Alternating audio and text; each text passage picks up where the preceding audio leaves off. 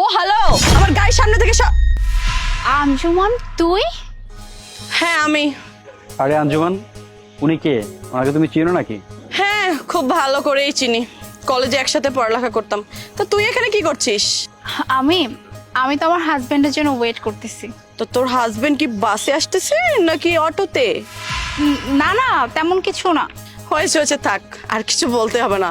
এখন তুই খুব ভালো করে একটা মিথ্যা কথা বলবি যে আমার হাজবেন্ডের গাড়ি আছে, আর আমি তো খুব ভালো করেই জানি তোর হাজবেন্ডের গাড়ি তো দূরে থাক, একটা অটোও নেই। আমি কেন মিথ্যা কথা বলবো বলতো আমাকে? তুই না আগে আমার গাড়ির সামনে থেকে সর, কারণ আমার এত দামি গাড়িতে যদি স্ক্র্যাচ পড়ে যায় আমি তো তোর কাছ থেকে টাকাও নিতে পারবো না, কারণ তোর কাছে তো কোনো টাকাও নেই। আঞ্জুমান, তুই কিভাবে কথা বলছিস আমার সাথে? আচ্ছা যাই হোক, এসব কথা বাদ দে। তুই নতুন গাড়ি নিয়েছিস, congratulations. Thanks, but sorry for you, কারণ তুই এত দামি গাড়ি তো জীবনের চোখে দেখিসনি, আর তোর কাছে এত টাকাও নেই যে তুই এরকম একটা গাড়ি কিনতে পারবি। কারণ এই গাড়িটার প্রাইস হচ্ছে 25 লক্ষ টাকা, যে টাকা কিনা তুই বাপের জন্মেও চোখে দেখিসনি।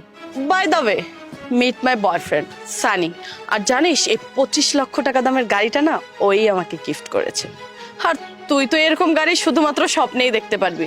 হ্যাঁ, গাড়ি তো তোর অনেক সুন্দর। সানি, একটা কথা জানো, ও আর আমি যখন একসাথে এক কলেজে পড়ালেখা করতাম না, তখন আমাদের কলেজে যত ছেলেপেলে আছে সব ওর পিছনে ঘুরঘুর করতো, আমার দিকেও তো কেউ ঘুরেও তাকাতো না। সবাই কি বলতো জানো, এই যে দেখো মোনার ড্রেসিং সেন্স, দেখো মোনার আইস, মোনার হেয়ার স্টাইল। আর এখন দেখো না কি অবস্থা, একটা নর্মাল একটা শাড়ি পরে রাস্তার মধ্যে দাঁড়িয়ে আছে।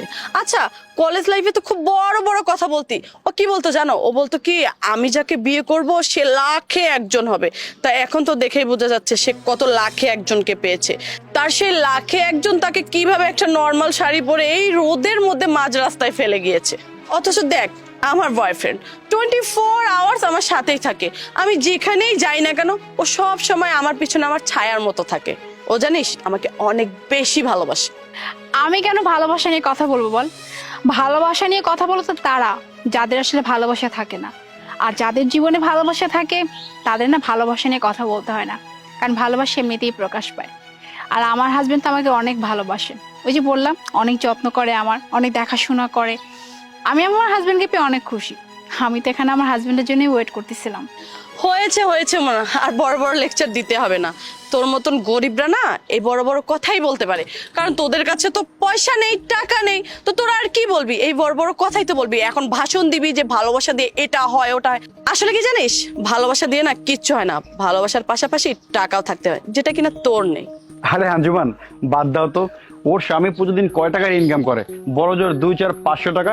আর আমাকে দেখো, আমি প্রতিদিন 20,000 টাকা ইনকাম করি। এটা ওরা কি জানবে বলো? বাহ, দারুণ তো।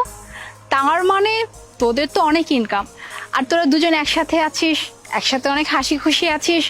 তাই আমি কি সাজেস্ট করি জানিস, তুই বিয়ে করে ফেল, তাহলেই ভালো। যেহেতু তোরা একসাথে আছিস, তোরা অনেক ভালো আছিস।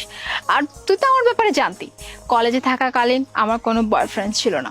আমি আসলে নিজে থেকে কোনো বয়ফ্রেন্ড করিনি, বিকজ আমি রিলেশনশিপ পছন্দ করতাম না। আমি তো ডিরেক্টলি বিয়ে করে ফেলেছি। তাই আমি বলি কি, তোরাও এক কাজ কর, বিয়ে করে ফেল, ভালো হবে।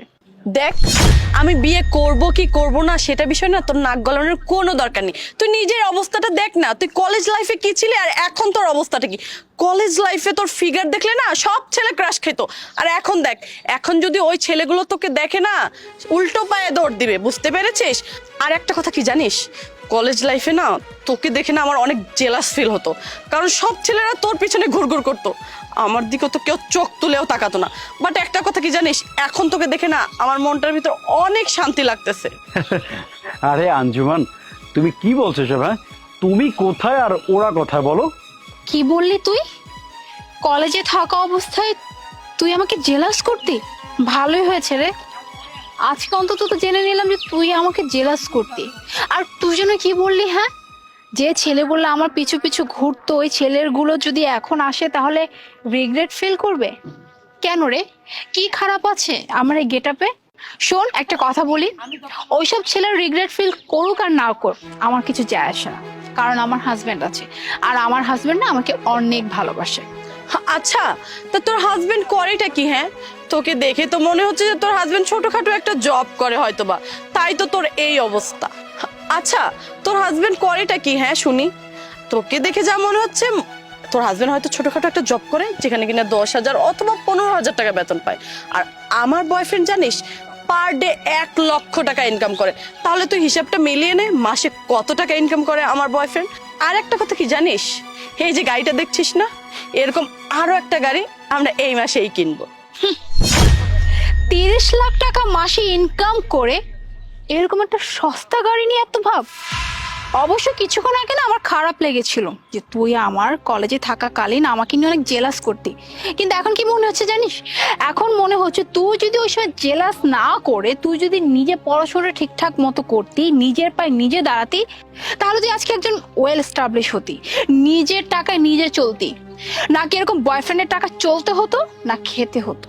আর কিছুক্ষণ আগে যেন কি বলছিলি, হ্যাঁ আমি এরকম শাড়ি কেন পরছি, সস্তা একটা শাড়ি, আমার গেট আপ কেমন হয়ে গেছে, এখানে খারাপের কি আছে?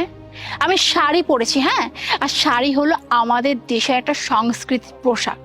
কি মনে করেছিস এরকম ওয়েস্টার্ন আউটফিট পরলে, শর্টস ড্রেস পরলে খুব আপডেট হওয়া যায় না, খুব ভালো লাগে দেখতে, আর এরকম শাড়ি পরলে খুব সস্তা দেখায়, খুব লো কোয়ালিটি দেখায়, কোনো মূল্য থাকে না, তাই না? ও প্লিজ, মুখটা না এখন একটু বন্ধ কর, বুঝতে পেরেছিস? সংস্কৃতির নাম করে না এত বড় বড় লেকচার দিতে হবে না। তোর হাজবেন্ড তোকে এইভাবে রেখেছে বিধায় তুই এভাবে চলছিস। আমি কোনো বাহানা বানাচ্ছি না, বাহানা বানানোর কোনো প্রয়োজনই নাই। কেন জানিস? কারণ আমার হাজবেন্ড এমন একজন মানুষ আজ অব্দি কোনো কিছুতে না আমাকে বাধা দেয় নাই। সে সবসময় বলেছে তোমার যা কিছু পছন্দ তুমি পড়ো, আমার দিক থেকে কোনো অবজেকশন নাই। শুধু আমার হাজবেন্ড কেন, তুই জানিস আমার শাশুড়ি পর্যন্ত এই কথা বলেছে তুমি যে ড্রেস পরতে পছন্দ করো তুমি সেই ড্রেস পরো, আমাদের ফ্যামিলি থেকে এই নিয়ে কোনো অবজেকশন নেই। তোমার কমফোর্ট জোন আগে, ওই যে কমফোর্ট জোন। তো খুব ভালো করে জানিস যে আমি সব সময়ের জন্য না এরকম সিম্পলি ড্রেস আপ পরতে পছন্দ করতাম। আমি নিজে শাড়িতে অনেক কমফোর্ট ফিল করি, দ্যাটস ওয়াই আমি এরকম শাড়ি পরি। এই বলে না যে আমার হাজবেন্ড আমাকে না করে, আমার হাজবেন্ডের টাকা নাই তাই আমি এরকম শর্ট শর্ট ড্রেস পরতে পারি না, এমন কিছু না। ও আচ্ছা, তাই বুঝি? তা তোদের ওখানে বুঝি এরকম একটা ফ্যামিলিকে যে কিনা 20 থেকে 40,000 টাকা ইনকাম করে, তাও আবার মাসে, তাদেরকে অনেক বড়লোক বলা হয়? মোনা চলো তাহলে। আপনি কে? আরে তুমি এসব কি বলছো? তুমি স্যারকে চেনো না? স্যার তো হচ্ছে আমাদের এএসপি। আমি ওর হাজবেন্ড। কি বললে? এসপি? এসপি মানে? হ্যাঁ আঞ্জুমান, তুই ঠিকই শুনেছিস, আমার হাজবেন্ড একজন এএসপি। আর শুধু আমার হাজবেন্ড কেন, আমার শ্বশুরের না এক্সপোর্ট ইম্পোর্টের বিজনেস আছে। আর তুই কি যেন বললি তোর গাড়ির দামও 30 লাখ টাকা। আঞ্জুমান, এইরকম গাড়ি না গ্যারেজে না পড়ে আছে, এর থেকেও দামি দামি গাড়ি, কিন্তু না কখনো তোর মতো এরকম অহংকার করি নাই। তুই আসলে আগেও যেমন ছিলি এখনো তেমনই আছিস, তুই অলওয়েজ না টাকার পিছনে দৌড়াচ্ছিস। তোর কাছে টাকাটা অনেক ইম্পর্টেন্ট, ভালোবাসা না। কিন্তু দেখ, টাকা তোর কাছেও আছে, টাকা আমার কাছেও আছে, কিন্তু আমার কাছে শুধু টাকা না, আমার কাছে সম্পর্কটাও আছে। তুই যে এত টাকা টাকা করছিস না, টাকা দিয়ে কিছুই হবে না। একটা ভালো সম্পর্ক থাকলে না জীবনটাই বদলে যায়।